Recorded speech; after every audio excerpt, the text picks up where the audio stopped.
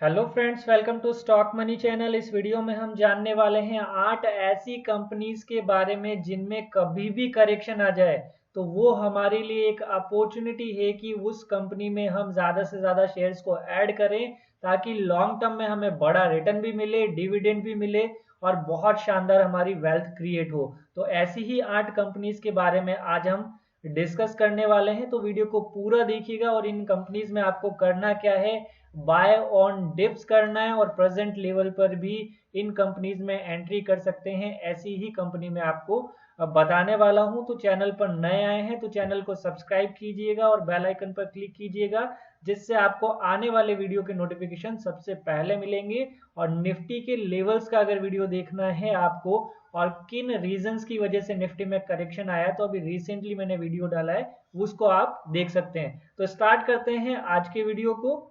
और सबसे पहले मैं आपको बताता हूं आज के दिन में जो करेक्शन आया है वो बड़ा ही जबरदस्त करेक्शन आया है। आप देख सकते हैं निफ्टी एफएमसीजी 2% से ऊपर गिरा है। उसके बाद निफ्टी मीडिया देख लीजिए, चाहे निफ्टी मेटल देखिए या फार्मा देखिए, पीएसयू बैंक, प्राइवेट बैंक और फाइनेंशियल सर्विसेज के स्टॉक का तो आज आप देखेंगे बहुत जबरदस्त करेक्शन है। लेकिन आपने नोटिस किया हो या नहीं किया हो, मैं आपको एक बात बताता हूं यहाँ पर कि आप देखिए निफ्टी आईटी, जिनके भी पोर्टफोलियो में आईटी सेक्टर के स्टॉक ज्यादा होंगे, उन्होंने आज आपके पोर्टफोलियो को अच्छे तरीके से बैलेंस किया होगा। क्योंकि आप देखेंगे आईटी सेक्टर के स्टॉक्स आज इतने ज्यादा नहीं गिरे हैं। चाहे आप टीसीएस देख लीजिए, विप्रो ने भी जब निफ्टी ओपन हुआ था ऊपर अच्छा मूव दिया था, उसके बाद भी एक फ्लैट रहा, लेकिन ज्यादा बड़ा करेक्शन आईटी के स्टॉक्स में नहीं आया। तो इसलिए आपको क्या करना चाहिए, हमेशा अपने पोर्टफोलियो को डाइवर्सिफाई करना चाहिए, अलग अलग बिजनेस में आपको पैसा लगाना चाहिए, ताकि जब किसी एक स्टॉक में गिरावट आ रही हो तो दूसरा स्टॉक आपके लॉस को मिनिमाइज करे। तो इस तरीके से आपका पोर्टफोलियो डाइवर्सिफाई अच्छे तरीके से होगा। अब स्टार्ट करते हैं हमारे पहले स्टॉक से। पहला स्टॉक है, मैंने आपको कल भी बताया था, इसका बिजनेस मैंने आपको ऑलरेडी बता दिया है। वीडियो नहीं देखा हो तो जरूर देखिएगा कल का वीडियो। तो आप देखेंगे सबसे पहले एक प्रिंसिपल जो है आप देख लीजिए कि जो भी स्टॉक अपने 200 के सिंपल मूविंग एवरेज के नीचे होगा वो स्टॉक को हम मानते हैं कि बियरिश ट्रेंड में है। उन स्टॉक में हम स्विंग ट्रेडिंग नहीं करते। ठीक है, 200 है यहाँ पर, ये 201 नहीं है, 200 का सिंपल मूविंग एवरेज। तो अब आप देखेंगे हिंदुस्तान यूनिलीवर का 200 का सिंपल मूविंग एवरेज कितना है, 2122 रुपए का, 2122 रुपए का, और उसके नीचे क्लोजिंग दिया है। तो ये एक लॉन्ग टर्म का विजन होता है। एटलीस्ट अगर लॉन्ग टर्म का भी नहीं भी माने तो जो शॉर्ट टर्म इन्वेस्टिंग करते हैं, इसको भी वैसे मैं इन्वेस्टिंग नहीं बोलूंगा, लेकिन 3 महीने से ऊपर का जिनका भी विजन हो, अगर पैसा लगा के वो छोड़ना चाहते हैं, बाय ऑन डिप्स करना चाहते हैं, और 3 से 6 महीने या फिर 1 साल का टाइम पीरियड जिसके पास होता है, वो लोग जो है मैं आपको जिस तरीके से आज बताने वाला हूँ उस तरीके से पैसा लगा सकते हैं। अब जैसे ही 200 एसएमए के आसपास आए कोई स्टॉक और उसके नीचे अगर स्टॉक आना चालू होता है, आपको क्या करना है, पार्ट पार्ट में अपना पैसा इन्वेस्ट करना चालू कर देना चाहिए। और ऐसा किन स्टॉक्स में करना है, ओनली जो फंडामेंटली स्ट्रॉन्ग कंपनी हो उन्हीं कंपनी में। पेनी स्टॉक में ये चीजें नहीं करनी है कि 200 एसएमए के आसपास आया और उसमें आप लगातार एवरेज किए हुए जा रहे हो और पेनी स्टॉक्स फ्लैट रह गया तो आपको कुछ भी रिटर्न नहीं मिलने वाला। सिर्फ और सिर्फ आपको फंडामेंटली स्ट्रॉन्ग कंपनी, निफ्टी 50 की जो अच्छी कंपनी है, उनमें ये काम करना है। तो आप लोगों के लिए लेवल आ चुका है, 200 एसएमए के आसपास आ चुका है हिंदुस्तान यूनिलीवर का। आप लोग प्रेजेंट लेवल से एंट्री करना चालू कर सकते हैं इस स्टॉक में। ये हो गया पहला स्टॉक। दूसरा स्टॉक है एचडीएफसी लाइफ इंश्योरेंस का, जो कि मैंने आपको बताया है कि इसका बिजनेस लॉन्ग टर्म में बहुत ज्यादा बूम कर सकता है। और इसका जो 200 एसएमए आ रहा है वो आ रहा है 555, 555, और एक 100 डेज का सिंपल मूविंग एवरेज आ रहा है 546। तो ऑलमोस्ट 550 की जो लेवल है बहुत इंपॉर्टेंट लेवल है। इसके नीचे जाता है तो बड़ा आपको क्रैश देखने को मिल सकता है। तो आप लोगों के देखिए आप कितने अच्छे तरीके से, ये 608 का ऊपर का लेवल है, 608। ये मैं आपको एक रेंज बता रहा हूँ, 608 और अभी के लेवल के अकॉर्डिंग 550 के बीच में आप जितने ज्यादा एचडीएफसी लाइफ इंश्योरेंस के शेयर ऐड करते हैं उतना आपके लिए फायदा। और 550 से नीचे भी अगर जाता है बाई चांस तो आप लोगों को डरना बिल्कुल भी नहीं है, और विजन कम से कम 3 महीने से ऊपर का रखिएगा ताकि आपको अच्छा रिटर्न मिलेगा इस स्टॉक से। और लॉन्ग टर्म के लिए होल्ड करते हो तो पैसा आपका डबल इस स्टॉक में डेफिनेटली होने वाला है। तो HDFC लाइफ इंश्योरेंस में भी आपको करेक्शन में डरना बिल्कुल भी नहीं है। नेक्स्ट स्टॉक है अगेन HDFC ग्रुप की कंपनी का, और वो है HDFC एसेट मैनेजमेंट कंपनी। और 200 SMA इसका है 2788, उससे तो बहुत नीचे चल रहा है। यानी इस स्टॉक को बोलेंगे हम सुपर बियरिश जोन में, सुपर बियरिश जोन में है। और इन्वेस्टमेंट अगर करना है तो आपके लिए बढ़िया लेवल पर है, तो इस स्टॉक में पैसा लगा सकते हैं। इवन प्रेजेंट लेवल से जो 2411 का आया है, यहाँ से आप इजीली 40 से 50 रुपए की डिप पर पैसा लगाइएगा, और आप देखिएगा 1 साल बाद देखिएगा आपका पैसा कितनी तेजी से ग्रो होता है इस स्टॉक में। तो 40 से 50 रुपए की डिप पर इस स्टॉक में पैसा लगाइएगा। ठीक है, ये मेरे अकॉर्डिंग बता रहा हूँ, आपके कैपिटल के अकॉर्डिंग आप लोग डिसाइड कर सकते हैं, लेकिन स्टॉक जबरदस्त है, लॉन्ग टर्म में बड़ा रिटर्न आपको बनाकर देगा ही।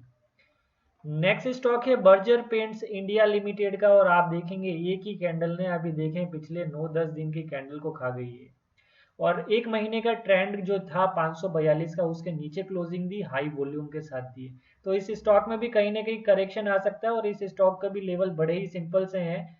आप देखें सबसे पहला 530 के लेवल पर सस्टेन करने की कोशिश करेगा।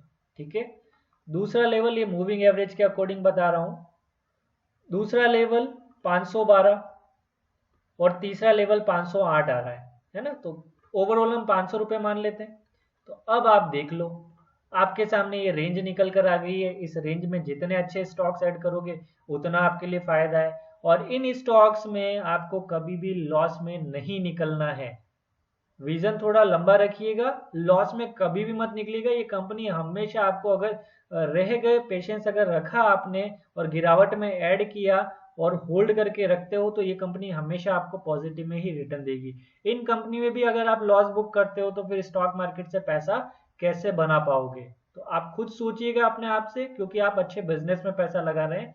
ये नहीं कि आप किसी वीक कंपनी या पेनी स्टॉक में जिसके ऊपर कर्जा बहुत ज्यादा है, ऐसी कंपनी में पैसा लगा रहे हैं। तो अच्छी कंपनी में पैसा लगा रहे हो, अच्छे बिजनेस में पैसा लगा रहे हो, तो होल्ड रखिए कंपनी को, तभी रिटर्न आपको अच्छा मिलेगा। नेक्स्ट कंपनी है बजाज फाइनेंस। अपने 200 SMA को अभी रिसेंटली क्रॉस किया, और उसके बाद देखें जबरदस्त मूव आया। ठीक है, उसके ऊपर अच्छा क्लोजिंग आप देखें, और कितना बढ़िया सा रिटर्न दिया इस स्टॉक ने। अब देखें इसका 200 SMA कितना है, वही इंपॉर्टेंट लेवल रहने वाला है इसका। आपको मैं बता देता हूँ 200 SMA है इसका 3383 का, 3383। लेकिन अभी देखो 100 पॉइंट की और भी डिप हो सकती है अगर कल मार्केट में करेक्शन आता है। तो आपको यहाँ से क्या करना है, बजाज फाइनेंस में अगर आपको पैसा लगाना है, इन्वेस्टमेंट करना है, तो आप वीकली अगर SIP करें तो बहुत अच्छा है। वीक में जब भी आपको लोअर प्राइस पर स्टॉक दिखता है, एक शेयर खरीद के रख लीजिए। आपको ध्यान क्या रखना है, अभी मैं आपको बताता हूँ। आप लोग ये वाला लेवल देखिएगा, ये लगभग 3170 के आसपास लेवल आ रहा है ऑलमोस्ट, और जो ये ग्रीन कलर की लाइन है वो 3272 का है, यानी कि 3272 का 3270 का है। तो बजाज फाइनेंस में जब भी आपको 100 से 150 यानी कि 150 रुपए का डिप मिलता है, आपको जरूर बाय करना चाहिए। और आपको मैं बता दूं, ये जो 3170 के आसपास का लेवल है, इसके नीचे अगर बजाज फाइनेंस जाता है तो फिर बजाज फाइनेंस में फॉल बड़ा आएगा।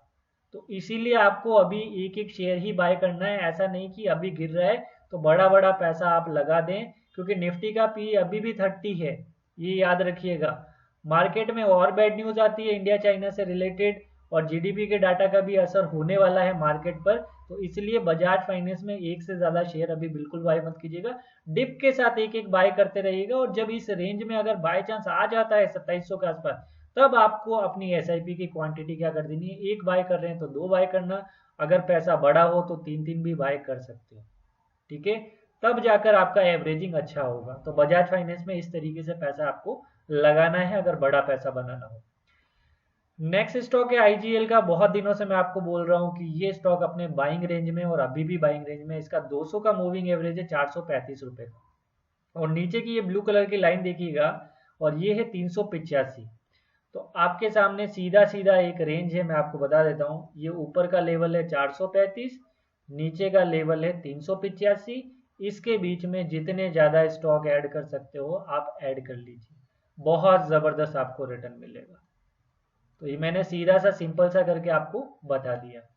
नेक्स्ट स्टॉक है रिलैक्सो फुटवियर का। आपने 200 SMA को अभी क्रॉस किया और आज के मार्केट को अगर देखोगे तो रिलैक्सो ने सस्टेन किया है। इतना बड़ा बिग फॉल रिलैक्सो में नहीं आया है।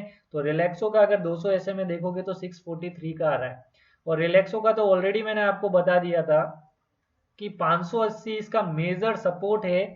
580 रुपये, अगर आप मेरे रेगुलर सब्सक्राइबर है तो आपको पता होगा, और अभी के लेवल से भी आप एंट्री करना स्टार्ट कर सकते हैं। और 580 तक जब तक अगर आता है, बाई चांस वापस आता है, लेकिन 200 SMA के नीचे क्लोजिंग देनी पड़ेगी, तो आप देखेंगे सपोर्ट बहुत ज़्यादा आ रहे हैं। तो ये कहीं ना कहीं गिरेगा तो भी बहुत कम डिप पर गिरेगा। तो इसलिए आप लोग इस कंपनी में स्टॉक ऐड करते रहें, आपके लिए बहुत फायदा रहने वाला है। और अब मैं बताता हूँ आपको सबसे इम्पोर्टेंट, अगर आप पैसा बनाना चाहते हैं रियली, तो आप अब ध्यान से सुनिएगा जो मैं आपको बोल रहा हूँ। बैंक 20 के बारे में डिस्कस करने वाला हूँ। इसको मैं स्टॉक की तरह कंसीडर कर रहा हूँ, क्योंकि हम इसको बाय भी कर सकते हैं और सेल भी कर सकते हैं स्टॉक की तरह।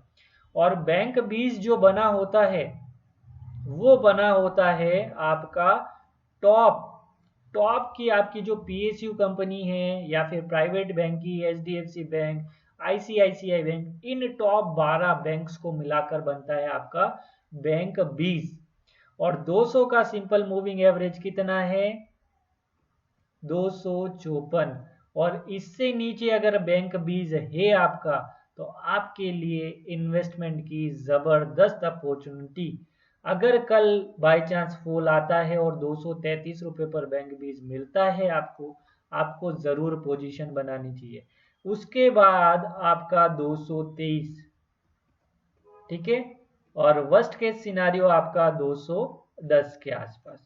ये तीन जरूर ध्यान रखिएगा।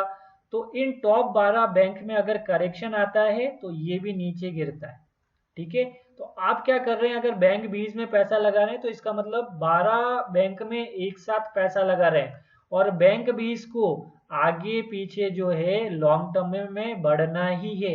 अगर डिप में इसको बाय करते हो तो लॉन्ग टर्म में आपका पैसा बनेगा ही बनेगा, और इसकी श्योरिटी तो 100% हम बोल सकते हैं।